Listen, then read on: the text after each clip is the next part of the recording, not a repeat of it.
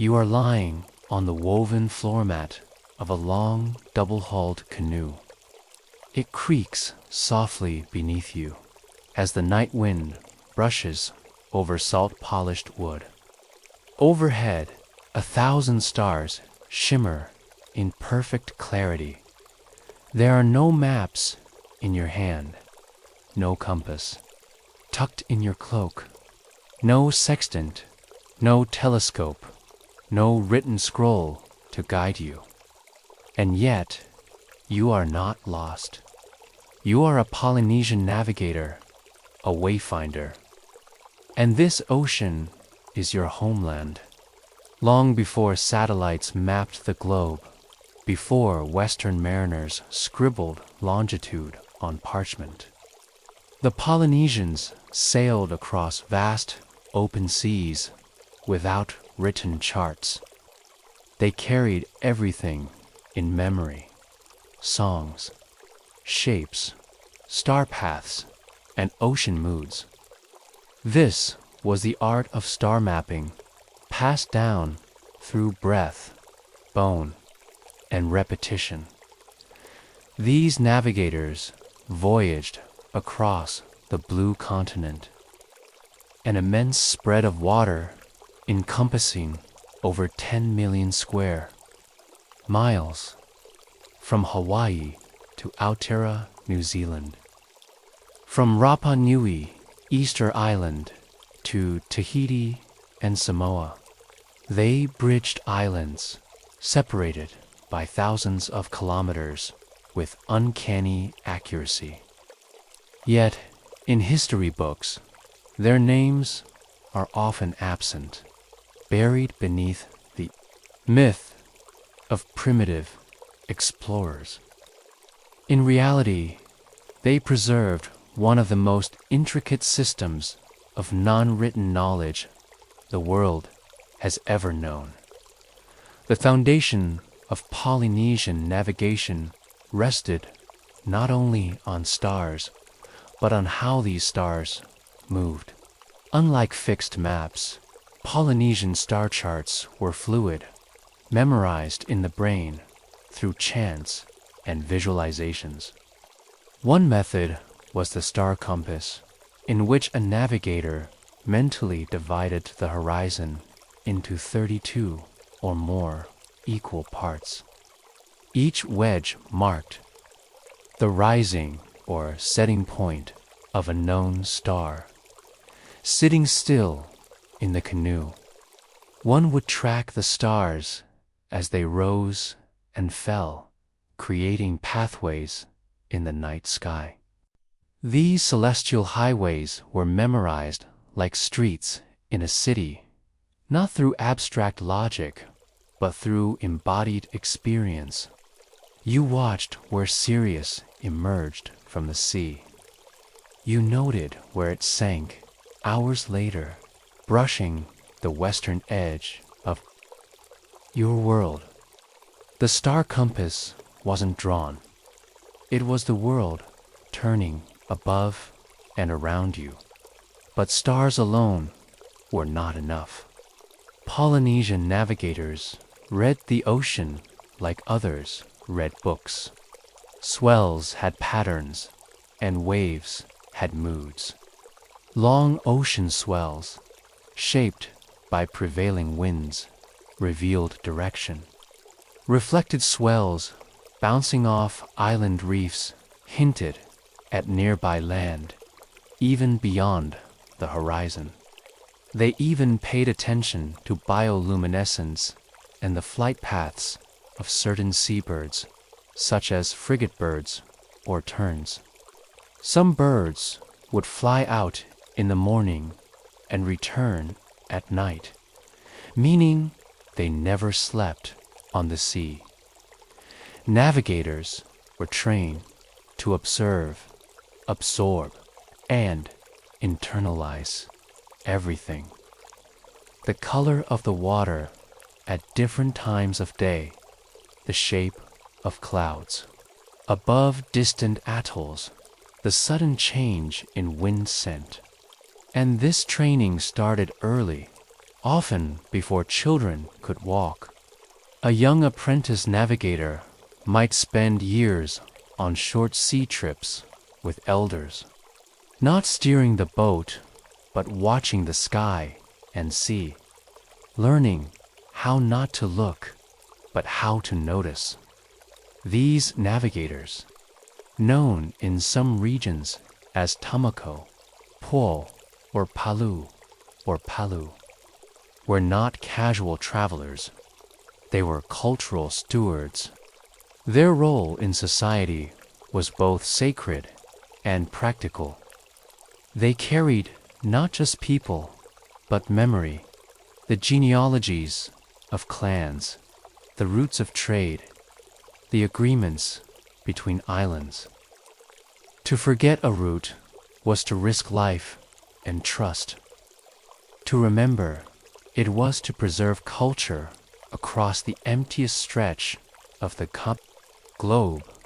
Many of their chants were deliberately dull and repetitive on purpose.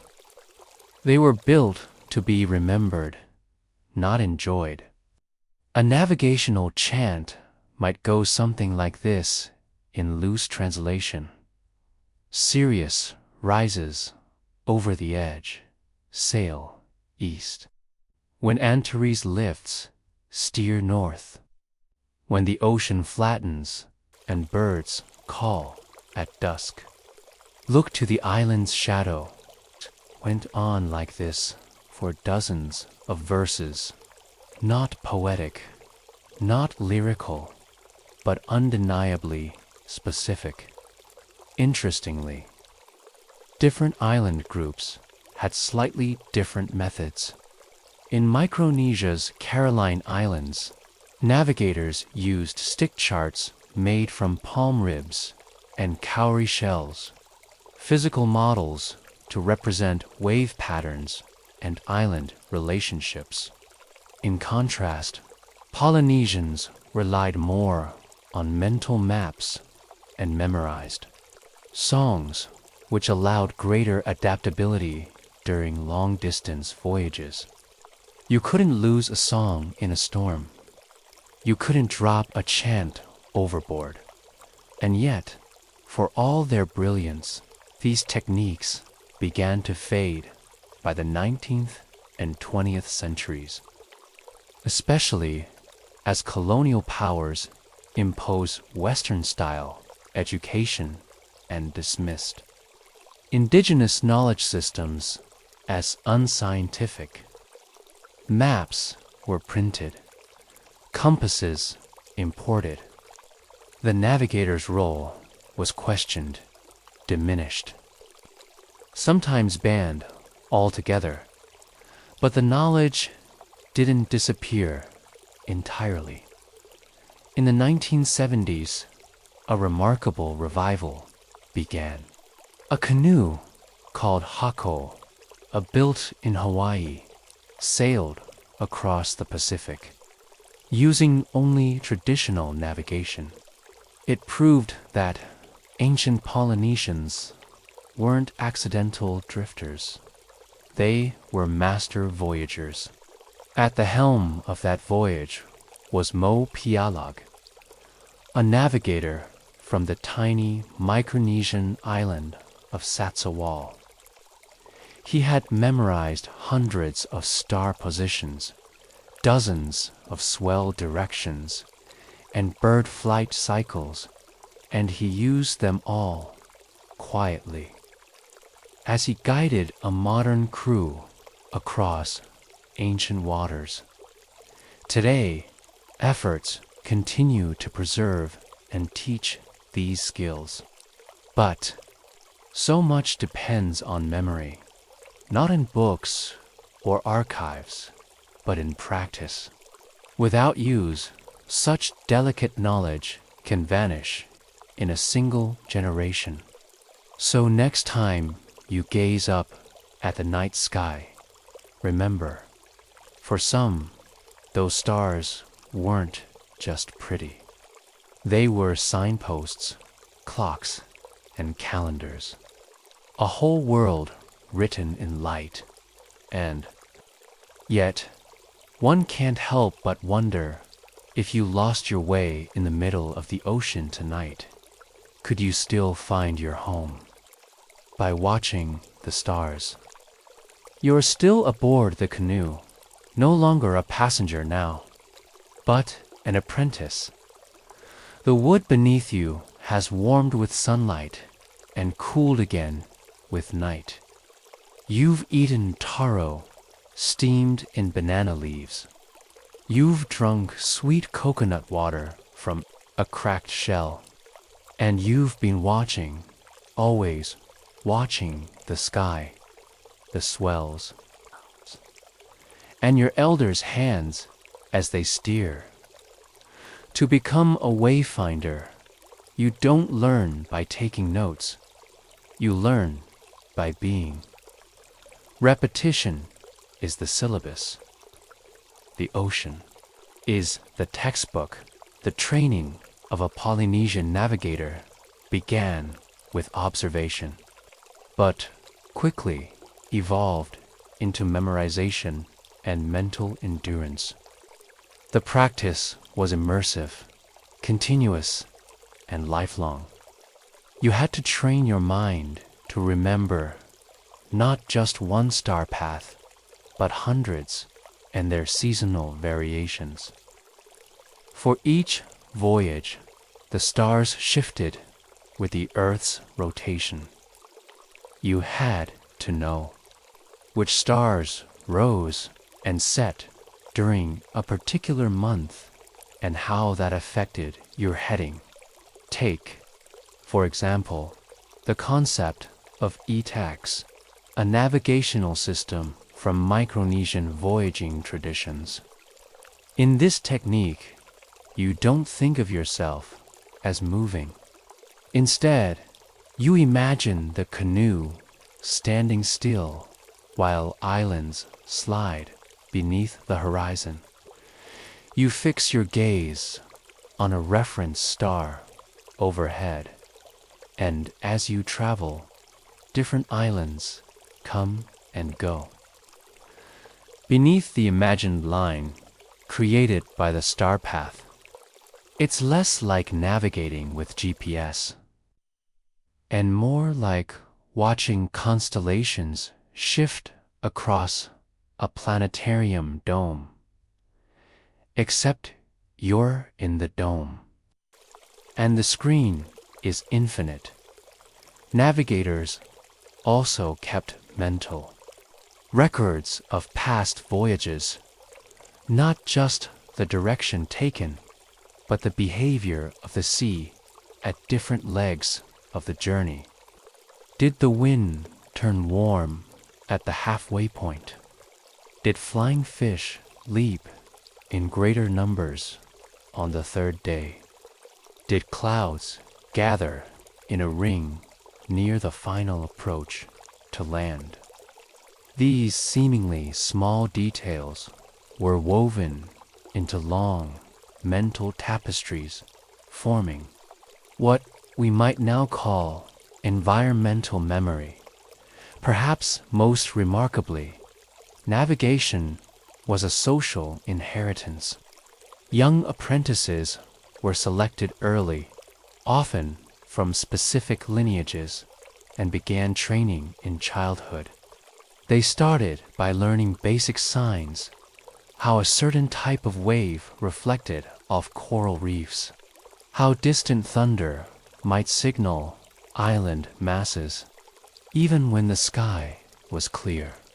Then came the chants. These were not short mnemonic rhymes. They were long, patterned recitations, often dull by design. A chant might contain the name of every island within a 2,000-mile radius, arranged by direction, significance, or appearance on the horizon. The rhythm helped embed the knowledge into long-term memory, much like how sailors in the West used sea shanties to recall complex instructions. But here, the chant wasn't background music, it was the navigation, imagine standing on the deck of a canoe at dawn, murmuring to yourself, when Tahija lies beneath Taurus, sail west until Orion kneels, where the waves narrow and the air cools. Seek the cloud that sleeps on land. You repeat this again, not because you're uncertain, but because the chant is the journey itself. Each line is both a bearing and a reassurance. There were also tests, though never written. An elder might point to the horizon and ask, "What stars will rise there after 3 nights?" Or they might cover your eyes and ask you to lie still and identify wave directions by the rocking of the hull. This wasn't trivial knowledge. Lives depended on it. In stormy weather, visual clues disappeared, and all that remained were the stars above and the swells below. During cloudy nights, you might lose the stars entirely, and then the navigator relied on feel. Swells that came from the east were rounder. Southern swells were shorter and choppier. Some navigators described feeling the difference in their spines, not just their feet. There were no backup instruments. Your senses were your tools. In some traditions, like those of the Caroline Islands, navigators even tracked the color of phosphorescence at night. Different underwater bioluminescent patterns hinted at proximity to islands or coral reefs. Observers noticed that the plankton near certain islands glowed slightly greenish, while open sea water glowed bluer. These observations were passed down orally and tested over generations, a kind of low-key marine science encoded in lullaby logic. What about rest? Navigators did sleep, but lightly. The body may rest, but the mind stayed engaged. They often slept in short bursts, trained to awaken at particular star risings or bird calls. Many would wake before a specific constellation crossed a certain point in the sky. No alarm clocks, just internal clocks synchronized to the night. In many island cultures, navigators were held in high esteem, but were also somewhat apart. Their skills marked them as different, not always sacred, but definitely mysterious. Their knowledge came from time, patience, and silence. Some even believed their success depended on staying emotionally balanced. Anger, grief, or arrogance could confuse the swells, or so the elders said. But this training and social standing didn't stop colonial powers from dismissing the practice. As European and American systems of navigation spread, Polynesian, star-based navigation was seen as superstitious or obsolete. Missionaries often encouraged communities to abandon pagan traditions. Government officials promoted Western schooling that left no room for chants about stars or the feel of waves. Still, in pockets of the Pacific, the knowledge quietly endured. Old men kept chanting. Young apprentices listened. Voyages were still made, albeit fewer and quieter, but barely spoken above a whisper. Then came the 20th century revival.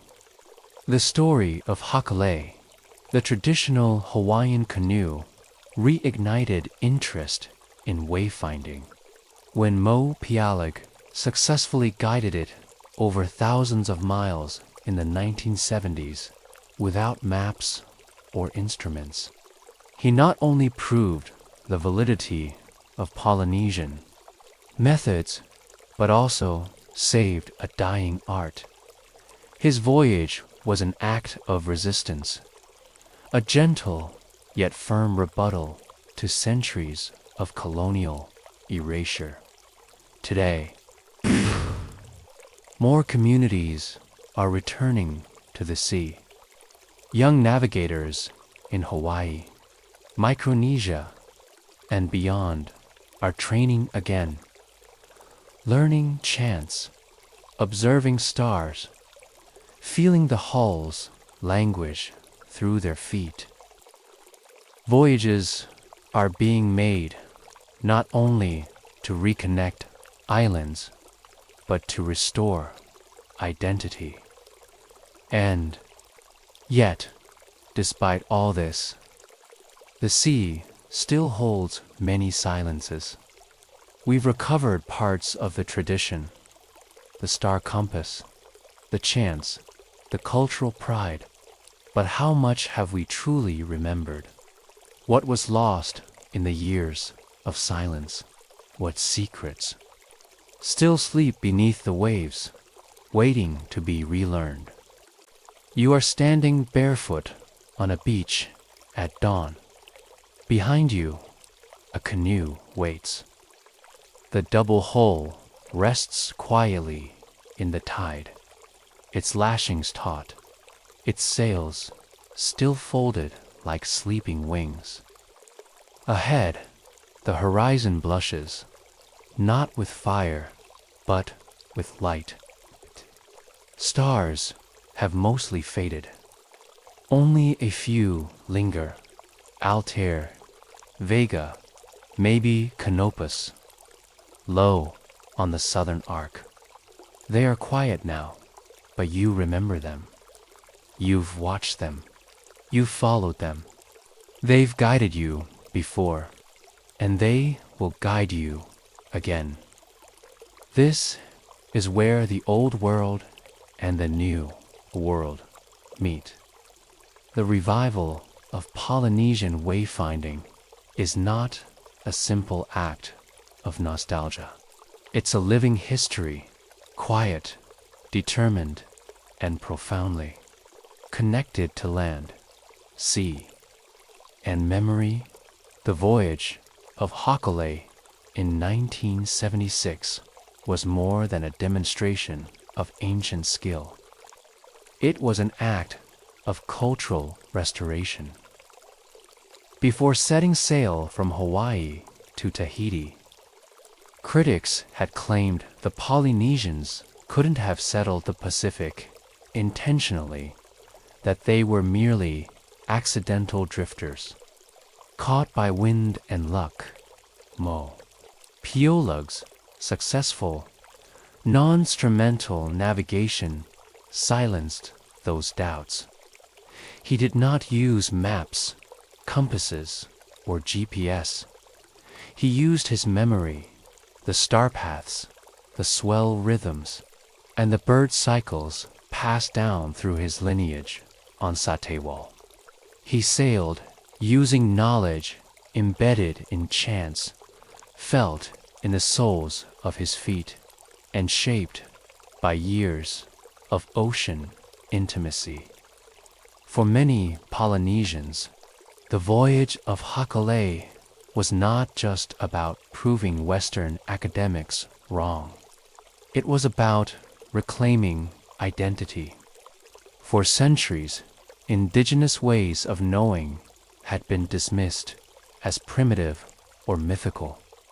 But here was a living practice that was both highly sophisticated and entirely indigenous. And it worked. Since then, traditional navigation schools have blossomed. In Micronesia, the island of Satawal still trains navigators in Palu, the ancestral method. In Hawaii, the Polynesian Voyaging Society trains new generations of wayfinders, teaching them the star compass, swell reading, and celestial navigation through immersive practice. And the revival isn't limited to the Pacific. Other indigenous navigation systems are being rediscovered and honored around the world. From the sand drawings of the Australian Aboriginal people, which encode landscape memory, to the land-based songlines that guided travelers across deserts and grasslands in a world obsessed with technology. These systems offer something quietly radical, a return to human observation. The tools of wayfinding are humble: a raised palm, a chant, a remembered swell. But they require patience, humility, and respect. You don't conquer the ocean. You listen to it. Today, many voyages blend ancient and modern methods. Some canoes carry GPS for safety, but keep it turned off during navigation. Others mix modern sails with traditional hulls, and still others, like Te, are rare. Fafe and Maro Maro Atua continue to make long-distance journeys with nothing but ancestral knowledge. These modern voyages are more than symbolic. In 2014, Hokul embarked on a worldwide journey, Malama Hanua, meaning to care for the earth. The canoe circumnavigated the globe, stopping in dozens of countries, sharing the story of Polynesian wayfinding and advocating for environmental awareness. The idea was simple but powerful. If our ancestors could read the ocean to survive, surely we can learn to read the planet to preserve it. This fusion of ancestral wisdom and modern purpose is the heart of wayfinding today. But even now, there are mysteries left. For example, some navigational chants were never written down and may now be lost. Certain islands still remember fragments of technique that have no known counterpart elsewhere. In some regions, swells behave differently, and navigators once had unique names and measurements for them, but no one recalls them fully. Researchers, elders, and practitioners continue to piece together the puzzle. But the truth is, some parts of the art may be gone forever, not erased with malice, but worn away by time and silence. And yet, that may be part of the point. Polynesian navigation was always a living tradition, a rhythm carried in motion, not in ink. You could only learn it by doing it. You could only preserve it by passing it on. That's why modern navigators insist that each apprentice eventually sail. Watching is not enough. Memorizing is not enough. You must set out on the sea. You must feel the stars rise over your shoulder. You must rock with the waves and listen to what they whisper. Only then does the knowledge stay alive. As you stand on the beach, dawn now brighter, you glance at the sails. The canoe is ready. You've trained, you've remembered. And somewhere, out there, beyond the horizon, past where charts grow vague, lies the next island. Will you find it? Will the stars show you? That answer, as always, comes not in asking, but in going. You're astride a horse on the endless grasslands of the Eurasian steppe. There's no road beneath you, only the feel of earth hardened by sun and softened by hoofbeats. Behind you, the last outpost, head, the next station. A satchel is strapped across your chest, heavy with sealed messages bearing the markings of the Great Khan. You are a yam rider, one of the thousands of long-distance couriers, employed by the Mongol Empire, tasked with carrying news, commands, and intelligence across a domain that, at its height, stretched from the Pacific Ocean to the plains of Hungary. And you ride not with maps, not with a compass, not even with a written itinerary. You ride with memory, and you ride with your nose. Yes, your nose, because on the steppe, where one hill looks much like the next, where signposts are few and formal roads are fewer, orientation isn't only visual, it's olfactory. Riders were taught to detect subtle changes in the wind, its direction, its flavor, its temperature. The air near a river smells different from the air near a stone outcrop. The scent of flowering wormwood meant one thing, the musk of distant grazing herds, another dot to outsiders.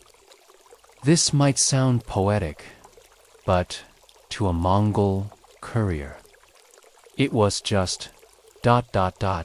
procedure ...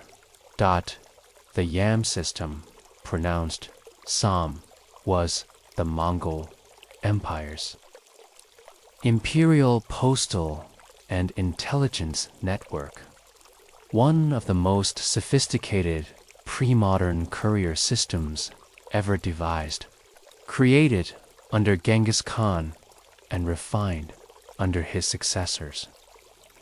It enabled rapid communication across an empire that covered over 22% of the Earth's land surface. How did it work?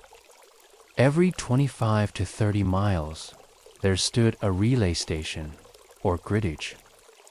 These were strategically located waypoints where messengers could stop, rest, and most importantly, swap horses.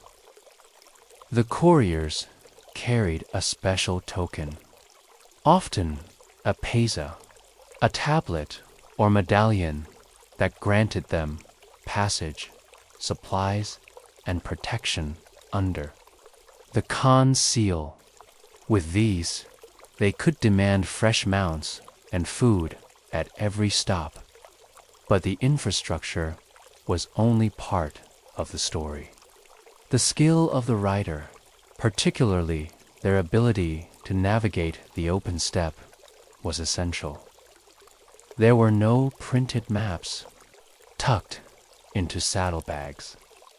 Instead, yam riders were expected to internalize the entire network, memorizing distances, landmarks, and local conditions. Wind direction was one of many cues. The angle of sunlight, the dryness of the grass, the presence of certain birds, and the location of dew puddles all played into an intuitive mental model of place and motion, according to Persian historian. Juvayni Mongol messengers were swifter than birds. While that may be a touch generous, they were indeed incredibly fast.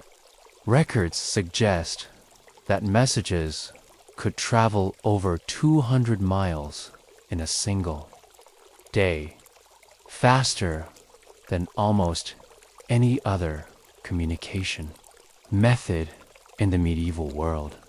So where does smell come in?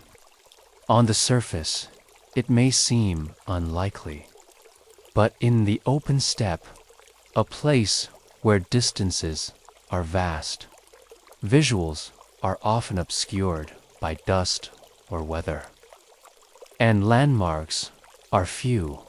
Even subtle environmental cues became vital. For instance, a seasoned courier might recognize the scent of certain herbs like thyme or milkvetch, which only grew near particular streams or plains. The smell of dung wasn't just an inconvenience, it was a clue. Yak dung, sheep dung, horse dung, each had its own pungency and revealed what kind of herd had passed recently and in which direction. The smell of dampness could warn of an approaching stream before it became visible. Wind from the northwest might carry the bite of pine smoke, a sign of a distant encampment, or worse, a forest fire. These sensory cues became internal waypoints, no less important than visual markers. Even more remarkably, some writers claimed they could detect the flavor of the wind from a particular direction, thanks to the minerals in the soil and the types of plants that grew in each region. To an outsider, it might seem like superstition or exaggeration, but for writers trained since childhood, who spent nearly every day outdoors, these subtle cues were not only noticeable, but reliable. Of course, smell wasn't the only tool. Writers were chosen for their extraordinary stamina and discipline. Many began training as teenagers. They learned not just how to ride, but how to judge the health of a horse at a glance, how to survive extreme temperatures, how to sleep standing against a tree, and how to continue riding even in illness. Horses were rotated frequently. A single courier might switch mounts dozens of times on a long journey, with each fresh horse galloping at top speed for a brief stretch. This relay-style system meant the rider was often the only constant in a message's journey. Some couriers carried small amounts of food, dried curds, air-dried meat, or fermented mare's milk, kumis, but most relied on what they found at way stations. These were stocked in advance by local communities under a kind of postal tax. If a station failed to support the yam rider, its leader might face punishment. The whole system depended on collective cooperation enforced by the immense authority of the great Khan. Despite the harshness of their lives, yam riders were respected, even feared. Their arrival often meant important news, troop movements, political decisions, urgent commands. In some cities, the sight of a dust-covered courier approaching from the steppe meant history was about to change. Yet the most impressive part of their job wasn't political. It was personal. Imagine riding across 600 miles of identical-looking grasslands. No trees, no buildings. Just wind, sky, and horses, your only guide. The smell of sagebrush, the tilt of the sun, the scrape of hoof on dry stone, and a memory of where you last heard the lark's call grow quiet. There was no drama, no glamour, no fanfare, only motion, only trust, and somewhere in the distance, maybe 3 days away, someone is waiting for a sealed message that only you can deliver. But what happened when winter arrived and the wind lost its scent beneath snow? How did couriers navigate when the earth fell silent? The grass is gone now. The steppe lies frozen beneath a pale sky. Winds slice low across the landscape, hissing past the legs of your horse. The scents of sage, milkvetch, and wild garlic have vanished. Even the distant tang of dung smoke from yurts seems to have disappeared into the frost. You are still riding winter in the Mongol. Empire did not mean the yam system paused. Quite the opposite. Commands still had to be sent. Territories needed instructions. Military dispatches, often urgent, could not wait for spring, but for couriers. The frozen monks posed unique challenges without the usual environmental cues. The herbs, the water vapors, the shifting animal smells. Couriers relied even more heavily on muscle memory, mental maps, and subtle, quiet signs. The land went silent, so the rider's awareness had to grow louder. The winter yam during winter. The yam system adapted. Horses were selected for their ability to handle snow and ice, often hardier steppe breeds with dense coats and sure-footedness. At each station, extra hay and fermented grain cakes were stockpiled, both for the animals and the riders. Firewood was in high demand, not for the couriers, who rarely stopped to warm themselves, but for the station keepers who had to maintain readiness 24/7. Riders wrapped themselves in thick felt coats. Their boots were lined with sheep's wool.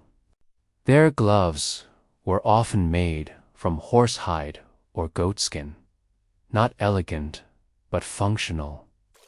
And yet, even with all this, frostbite was a constant risk. Hands could go numb. Toes could blacken. Riders adapted by rotating limbs while in motion, a strange dance on horseback, meant to keep blood circulating.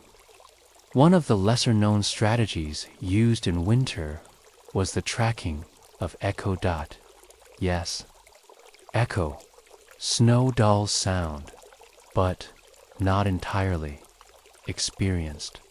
Couriers knew how to detect slight changes in the sound of hoofbeats or the way a whistle bounced off distant hills. A low, flat echo often indicated a frozen lake ahead. A sharper, faster one might suggest cliffs or stone ridges. While crude by modern standards, this technique helped prevent accidents, especially during snowstorms or moonless nights. Additionally, in winter, the stars became even more important. While yam riders were not astrologers, many were casual astronomers. By necessity, they learned basic celestial orientation, which constellations marked north in different seasons. How the moon's position shifted, and what certain star rises might mean for weather. Unlike the Polynesian navigators who traveled by sea, Mongol couriers stayed grounded. But they shared the same reliance on the sky for bearing and rhythm. Winter also amplified the dangers of navigation errors. In summer, if you missed a station by 5 or 10 miles, you might find a stream or encounter a herder. In winter, you might find nothing. Just wind and silence. Riders spoke of a peculiar terror, not of enemy soldiers, not of wolves, but of getting lost in whiteness. A kind of invisible fog, not made of mist, but of featureless repetition. Hill after hill, all the same color. No path, no scent, no voice. That's when the memory had to take over. Some couriers carried with them mental chants, almost like internal mantras. These weren't spiritual prayers, but lists. How many hills until the next outcrop? How many turns along the frozen creek?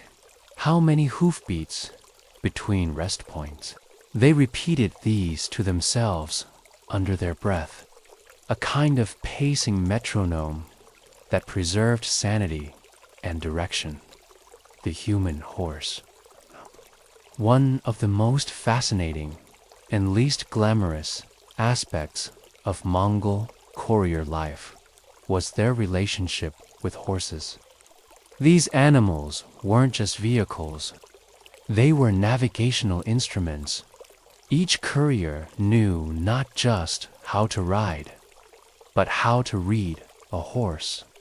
In winter, this skill became vital.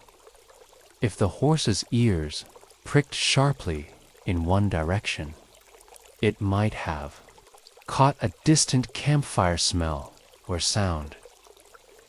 If its pace slowed inexplicably, it might be sensing ice beneath loose snow.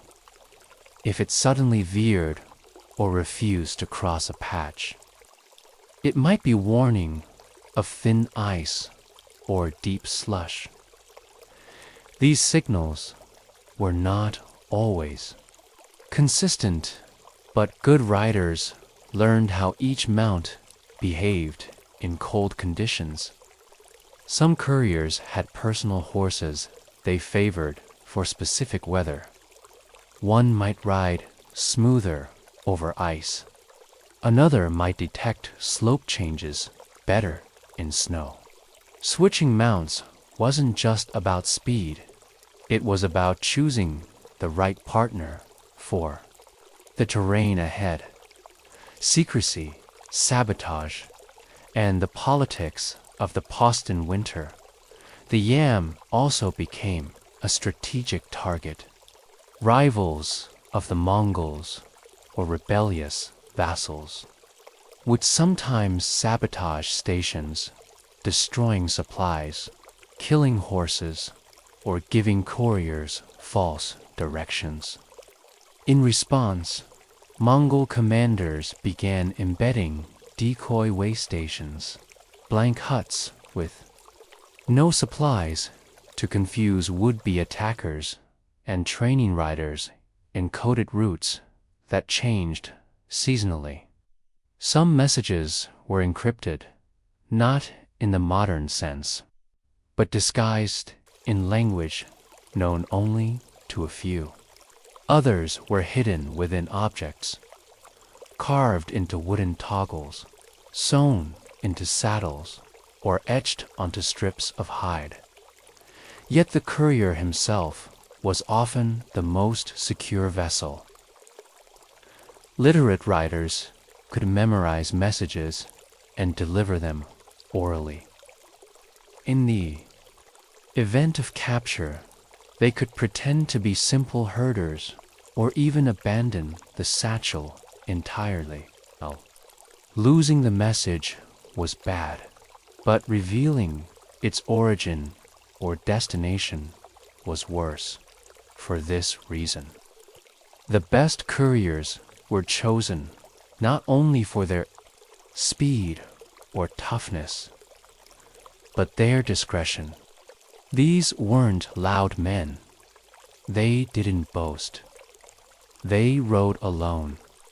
They saw everything and spoke almost nothing. It was said that a truly elite yam rider could ride across 4 provinces, witness a rebellion, smell the burnt embers of a razed town, and still deliver his message without revealing a single unnecessary word. And all the while, they remembered the route by wind, snow crunch, hoof rhythm, and the absence of familiar smells. Today, we don't ride by scent or sound. GPS gives us clean lines. Maps glow in our pockets. We talk to satellites more often than we talk to the sky. But if everything collapsed, if your screen went black, if the compass broke, could you find your way home? Would you notice the snow getting softer underfoot? Would you smell the river in the air before you saw it? Would you remember the shadow of the hill from yesterday's sun?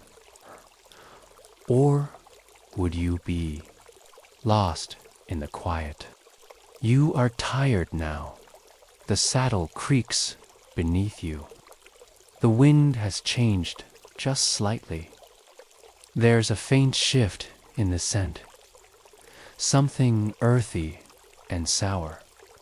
Maybe a distant flock or smoke from a yam station, still too far to see. But you trust it. Your nose has never lied. You urge the horse forward, because this isn't just about speed. It never was. The Mongol courier was not simply a messenger. He was a blood vessel in the circulatory system of an empire. And his breath, his heartbeat, spooked against the flank of a sweating horse. These were the pulse of Mongol control, stretching across 10,000 rivers and 10 million blades of grass. This is the story of how letters built empires. A state that rode on leather to govern an empire. Genghis Khan knew you needed more than soldiers. You needed coordination. Orders had to travel across impossible distances, from the freezing forests of Siberia to the warm markets of Persia.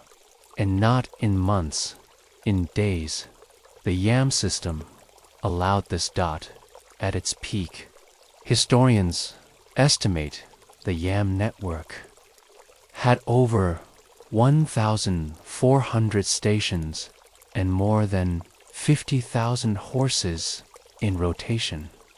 Riders could cover up to 200 miles per day, changing horses every 25 to 30 miles.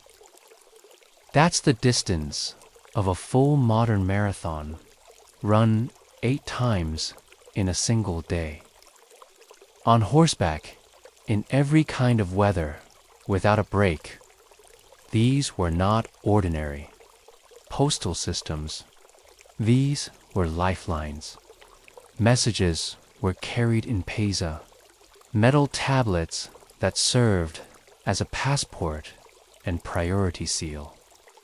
With a pesa, a courier could demand shelter, food, a new horse, even supplies from any citizen of the empire. To refuse him was to defy the Khan himself, an offense punishable by death. But this authority was carefully monitored. PAIZ, tablets came in different grades: gold, silver, bronze, and were strictly accounted for. If a courier lost his tablet or abused his privileges, he could be executed. The system was powerful, but demanded discipline. The invisible library of the steppe might expect that most Mongol couriers were illiterate.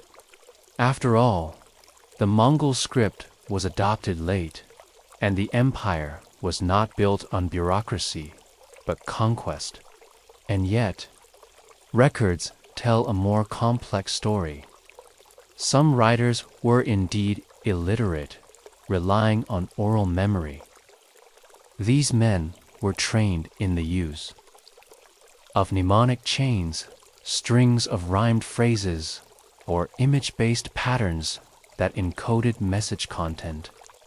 A 10-line message might be memorized using visual triggers: horse, 2 hills, firewood, red cloak, 3 geese, each tied to a phrase in the message. Others, especially elite writers, learned to read and write in Uyghur script, which became the basis of official Mongol writing. By the time of Kublai Khan, the yam system was staffed by couriers who could handle multilingual messages: Chinese, Persian, Arabic, and Mongolian. This meant that the writers became more than mead, more than messengers. They were translators, scribes, even ambassadors. The collapse that still echoes for over a century.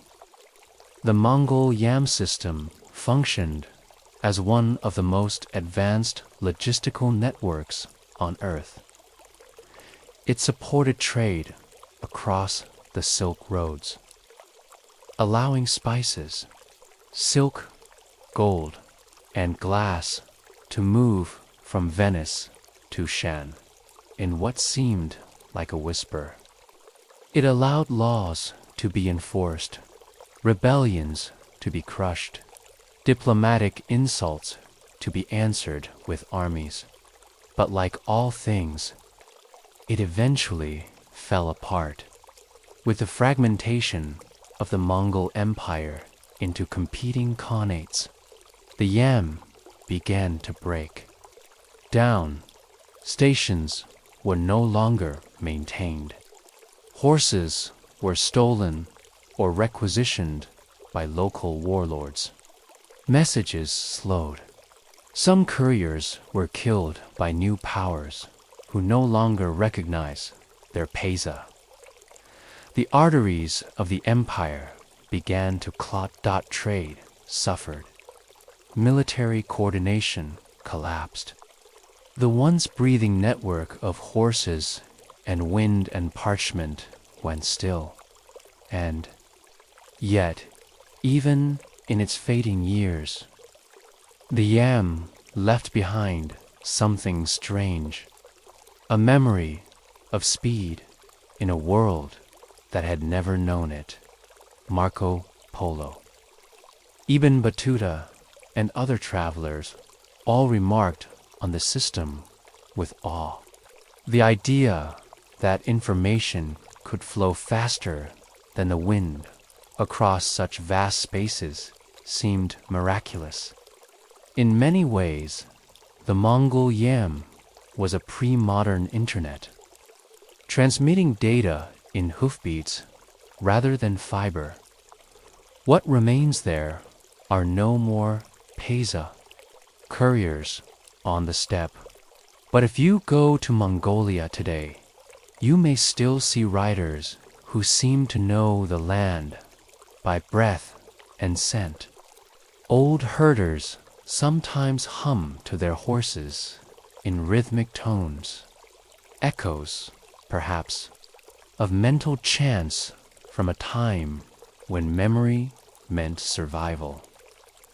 And some roads, long since reclaimed by grass and snow, still hide traces of ancient hoofprints.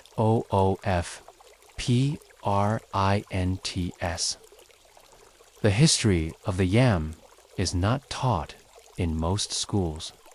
It's too specific, too boring, perhaps. But without it, the Mongol Empire could never have lasted. It was not just war that shaped the world. It was logistics. It was leather satchels and warm boots. It was the quiet man who rode through the snow, trusting the wind to guide him home. So the next time you send a message and expect it to arrive instantly, remember this: someone once memorized the smell of a river and rode 400 miles so that a single sentence could reach a king. God's city names and salty ground we begin in Attica around a rocky hill known as the Acropolis, a place destined to become one of the greatest cities in the world. But before it was Athens, it was nameless, and the gods, in their usual flair for dramatic bureaucracy, decided to hold a contest. The question was simple: who among the gods would become patron of this new city? And more importantly, who would the people worship in exchange for divine protection and the occasional olive harvest? The contest, nobody asked for Zeus, always keen to avoid work, announced that two gods could compete for the honor: Poseidon, god of the sea, and Athena, goddess of wisdom and war. A council of mortals would judge the competition based on the gifts each god presented to the city. Poseidon was confident. Horses, after all, were his invention. He was lord of the waves, yes, but also of powerful animals and natural springs. His temples smelled of salt and leather dot. So, standing atop the rocky outcrop, Poseidon struck the earth with his trident. From the stone burst a fountain, tall and shimmering. But when the people tasted it, they coughed. Let us drift gently now away. From the thundering hooves of Mongol couriers, and into the warmer, slower, and vaguely brinier world of ancient Greece. A world of dusty olive groves, cool temple shadows, and petty immortal arguments. This is a story that starts with a city name and ends with a salt fountain that nobody really wanted. It was salt water, according to some versions. Poseidon also gave them the first horse, magnificent creature, wild and strong. But in others, he simply expected them to admire his salt fountain and assume that such grandeur merited worship. Then came Athena's turn. Quiet, careful Athena did not summon crashing waves or mythical beasts. Into the dirt, from that spot, grew an olive tree, the very first one. Its leaves were dusty green, its fruit bitter, but full of promise. It would give oil, wood, and shade. The people saw in it a long-term investment, something reliable, something a city could grow up with. The council voted Athena would be the patron of the city. The city was named Athens, not Poseidonia and Poseidon. God of horses and sea storms was not pleased. The petty geography of divine disappointments. So, what did Poseidon do? Did he graciously step aside? No, instead, he cursed the land. In his rage, Poseidon is said to have flooded parts of Attica, struck other parts barren. And according to the later poets left behind the salty fountain as a symbol of what might have been done, to this day there is a spot on the Acropolis called the Eretia, where an ancient mark on the ground is said to be from Poseidon's trident. Nearby, a small well of salty water still bubbles up, a feature locals sometimes pointed out to tourists, even in antiquity, with a shrug, that, oh, that's just Poseidon being Poseidon. The Greeks did not mind these contradictions. In fact, they embraced them. Mythology, to them, was less about truth and more about explanation. Why is the land salty? Poseidon. Why is the olive sacred? Athena. Why do cities have gods anyway? Because even politics apparently needs divine branding. The olive economy begins Athena's. Olive tree became more than a symbol. It became a resource. The oil was used in lamps, for cooking, in religious rituals, and as a cleaning agent in baths. Olive oil was also rubbed on the bodies of athletes before wrestling matches, then scraped off with bronze tools called strigils, one of history's less glamorous hygiene practices. Over time, olive production became one of Athens' most important industries. The slopes around the city were filled with carefully cultivated groves. Exporting oil brought in wealth. Olive branches were awarded to victors at the Panathenaic Games. Even the image of Athena on coins was sometimes paired with an olive twig or an owl, and still up on the Acropolis, The salty spring of Poseidon remained unused, unloved, unmistakably.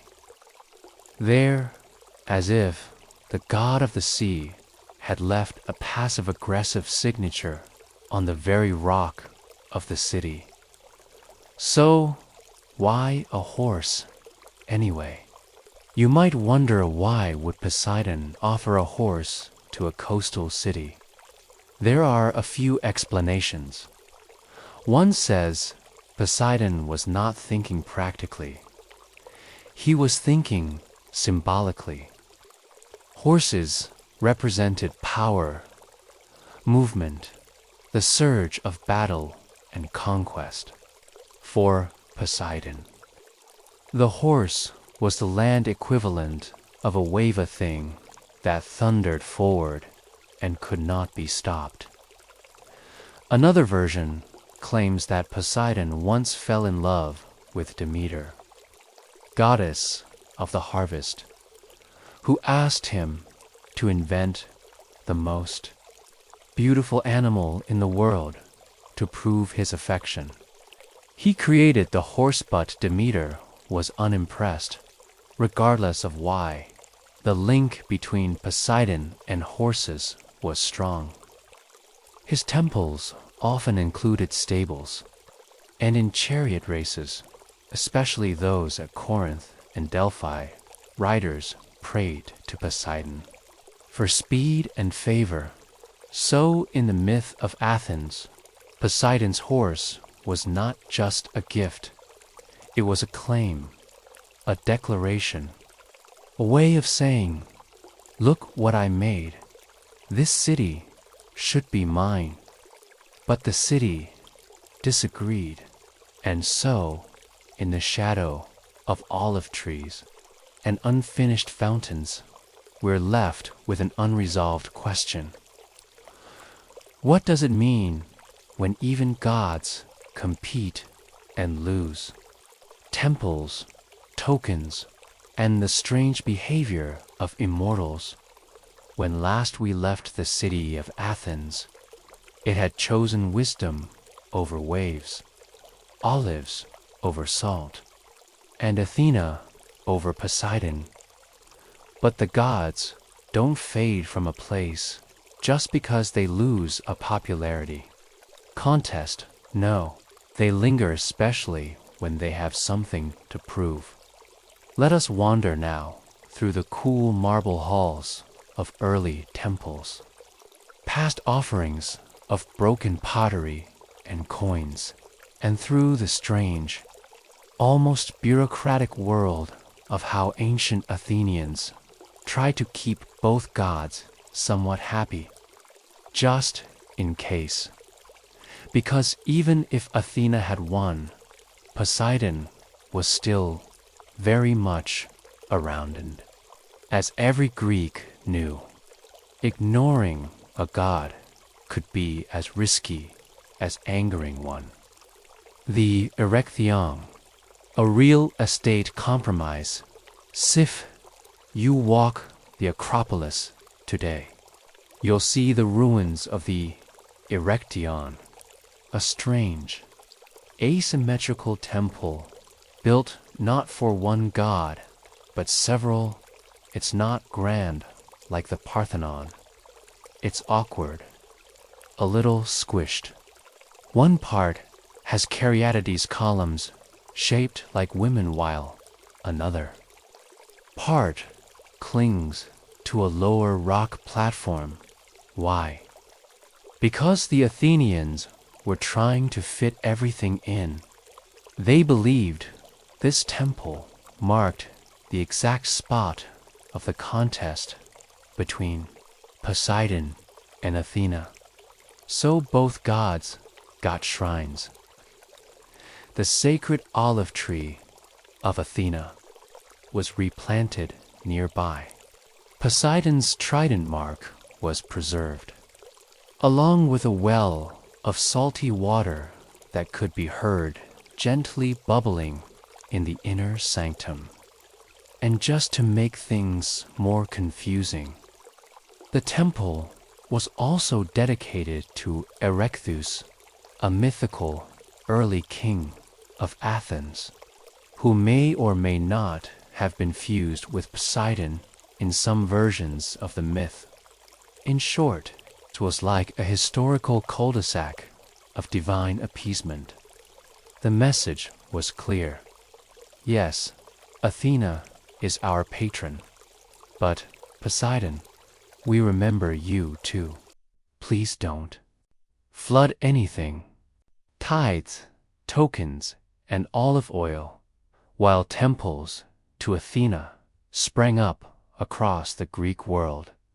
Particularly in Athens itself, Poseidon still had his devotees. Sailors carved his name into ship planks. Horse breeders offered thanks in dusty racetracks. And along the coastlines, temples to Poseidon were built, most famously at Cape Sunyang, where the god's columned sanctuary still stands tall against the sea breeze. Inside these temples, people left votive offerings, not golden statues or dramatic altars, but small things. Broken ceramic figurines, animal bones, little cups of oil, maybe a bronze trident the size of a letter opener. These were not grand gifts. They were tokens, a kind of spiritual bureaucracy. You left one to say, I remembered you. I sailed safely. Athena's temples, by contrast, often received olive oil in large quantities. Massive ceramic jugs called amphirae, stamped with Athena's symbol, were stored and traded. These weren't just religious items, they were state-sponsored prizes in public games. Rewards for winners at the Panathenaic festival. So while Poseidon's salty spring quietly bubbles, Athena's tree became commerce. Her gift was measurable. Jealous gods and local weather, you're wondering what all this has to do with falling asleep. Well, try to imagine living in a city where the weather might reflect a divine grudge. Ancient Greeks believed that Poseidon could cause earthquakes by striking the ground with his trident. In fact, one of his epithets was Inoxachthen, meaning earthshaker. So when an earthquake hit or a storm battered the coast, the first thought might be, have we honored Poseidon recently? This wasn't just superstition, it was civic responsibility. Cities might schedule extra festivals. Sacrifices could be added to the calendar. Temples might get sudden repairs. Even in places where Athena ruled the politics, Poseidon still influenced infrastructure. Harbors, bridges, and freshwater springs were often attributed to him either as gifts or grudging concessions. In this way, the gods weren't just distant myths. They were interwoven with public planning. It was easier to build a spring if you believed a god already blessed the rock, the horse, and the sea. A mythological mystery, the relationship between Poseidon, horses, and the sea continued to perplex even ancient scholars. How could the same god rule waves and hooves? Some historians think this may go back to an earlier pre-Olympian tradition. Perhaps Poseidon absorbed an older horse deity, one associated with chariots or sun travel. Others say it's metaphorical.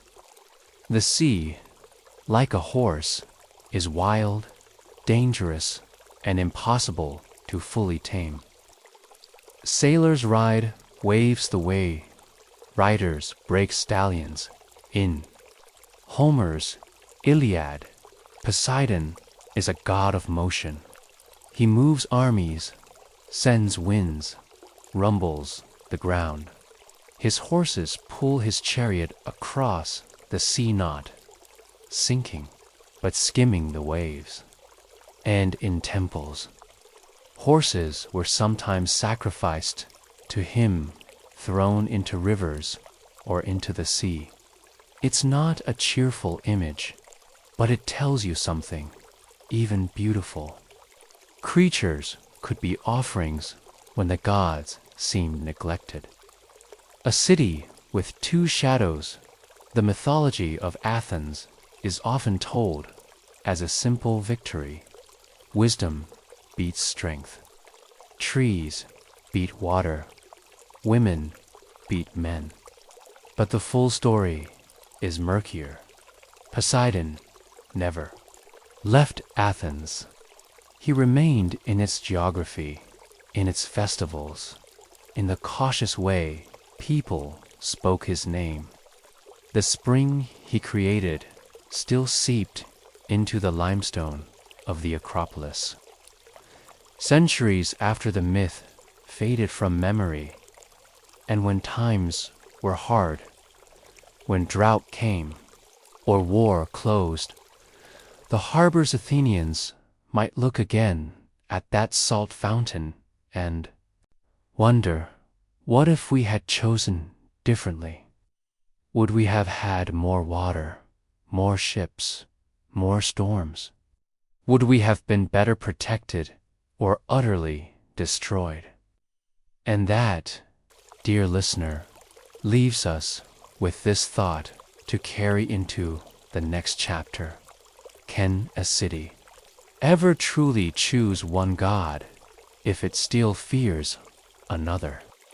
When salt becomes sacred and horses are a warning, as the myth winds down like a coastal breeze at dusk, we return to that strange, quiet spot on the Acropolis where an olive tree grew next to a trident's scar, and a salty spring murmured just beneath the temple floor.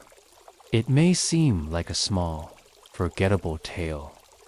A god loses a contest, sulks, and leaves behind salty water, but that spring kept bubbling, and the horse, Poseidon's original gift, never quite vanished from the memory of the Greeks. So, let us close the scroll gently, looking not just at gods, but at the quiet survival of symbols. How something as simple as salt or a hoofprint can outlast 1,000 golden statues.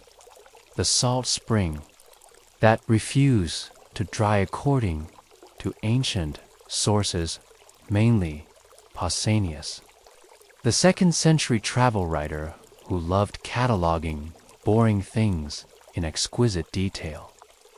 There was a small cavity in the rock inside the Erectyon.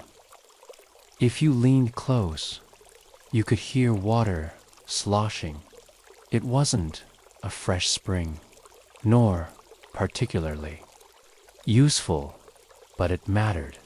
The priests kept it clear. Visitors noted it in hushed tones. Even centuries later, people believed Poseidon's trident had cracked the stone. Releasing the salt water below, geologists might offer a different explanation. Underground seepage from nearby sea layers perhaps. Athens, after all, isn't far from the coast. But the Greeks didn't need proof. They had memory, and memory, especially in myth, is stubborn. When the Romans conquered Athens, they left the spring untouched. When Christianity swept in and temples were converted or dismantled, there's evidence the cavity remained unsealed, perhaps too superstitious to disturb. After all, who would want to anger the earth shaker? Sacred horses and the role of the ridiculous Poseidon's horse gift wasn't forgotten either. In fact, the horse became a kind of sacred motif in unexpected places, on pottery. Scenes of Poseidon often show him riding a powerful steed, sometimes with fishtails, blending the sea with the land. In coinage from ancient Thessalia region, famous for its horses, Poseidon appears more frequently than zoos. There were also equestrian festivals in his honor, like the Poseidonia, where chariot races and mounted games filled the day. The dust kicked up from hooves was seen as a form of praise, moving under the will of the horse god. And in Athens, even though Athena was the city's patron, horses remained a symbol of nobility. Young aristocrats trained in equestrianism not only to prepare for war, but to reflect a kind of ancestral memory, perhaps whispering that their prestige came not just from olive branches and democracy, but also from the god who once offered a warlike, proud animal as a city's prize. A city of thinkers, yes, but also a city of horses. Just below the surface, salt, a forgotten currency of the divine. Let's return for a moment to that saltwater spring. Why would Poseidon offer a gift so impractical? One explanation is metaphorical. It wasn't about water you could drink. It was about ownership, like planting a flag. Salt itself, however, was far from useless in the ancient world. In many cultures, it was sacred. The Greeks used it in rituals. They rubbed salt into sacrifices, purified altars, preserved fish and meat. In some temple rites, it replaced blood. Salt was life and death. Too little, you weaken. Too much, you spoil the land. Poseidon's gift, then, might have been a warning wrapped in power. This is what I can offer. The ocean's wealth, but also its danger. Take it or leave it. Athens left it, but they never forgot it. The bitter taste of second place in myths. We often focus on the winner. But what about the gods who lose? Poseidon's defeat in Athens didn't diminish him. He remained a central god in Greek life, ruler of the sea, honored across islands, protector of harbors, and destroyer of walls. But in Athens, he became a shadow figure. He had to share a temple. He got the lower chamber, the dark corners, the salt that no one used. Even the myths evolved in odd directions. Some claimed Poseidon punished Athena by flooding Attica after her victory. Others said he fathered Theseus, the city's great hero, as a way of inserting himself back into Athenian identity. Petty, perhaps, but deeply human. Even gods, it seems, have trouble letting go. And yet, the spring still bubbles. Let us pause again at the Erechtheion. Imagine walking into that temple on a quiet afternoon in 400 BCE. The sun slants in through a column. Somewhere in the floor, water murmurs, soft, irregular, ancient. There's an olive tree outside, its leaves stirring gently. There are horses painted on the walls of nearby buildings. And somewhere, the sea crashes on distant rocks. You don't see Poseidon, of course, but you feel his absence in a very specific way. He is the god who wasn't chosen, but also the god who didn't leave. So, as we finish this sleep-friendly saga, we're left with this final, peaceful musing in the long quiet of history, which lasts longer. The gift that is used, or the one that is feared.